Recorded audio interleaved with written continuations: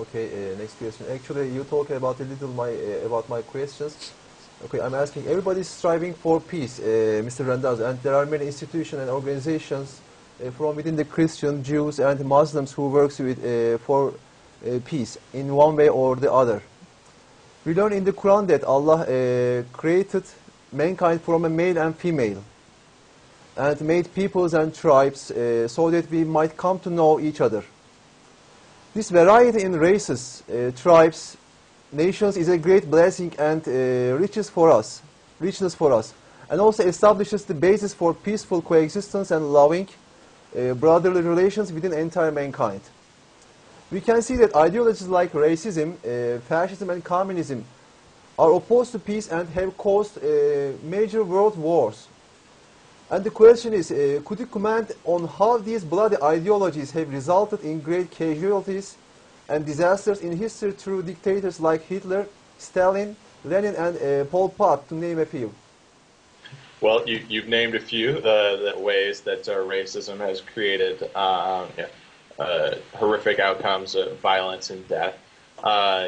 It might be more to the point to discuss a few more recent things. In the United States, there's a long history of trouble with racism, and it's going back to the way that the founders in the United States treated Native First Americans who were here, and then the importation of slaves and the way that whites treated blacks in the United States.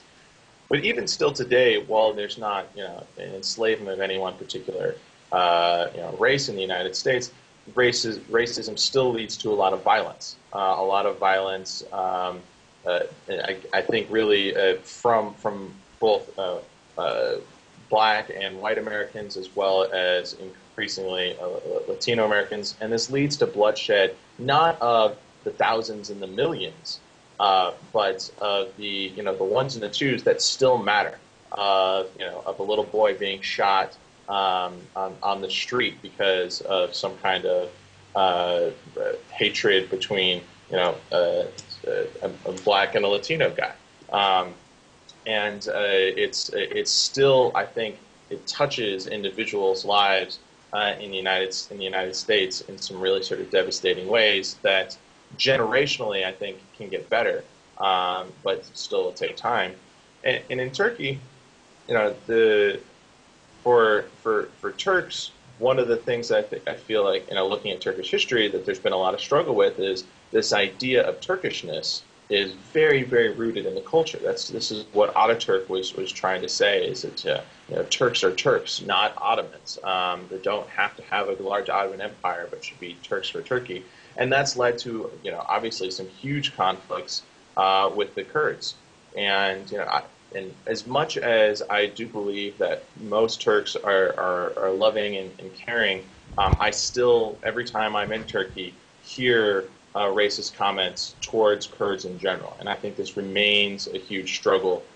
Even the idea of what I hear is frequently called the Kurdish problem, that language around it, I think still is in the culture in ways that sort of needs to be weeded out. And so these aren't racist problems that are causing bloodsheds at the level of Hitler or Pol Pot, to be sure, but they still are struggles with race that are embedded into our societies, that are leading to deaths that matter, that frankly I think can't be overlooked. Hopefully that makes sense.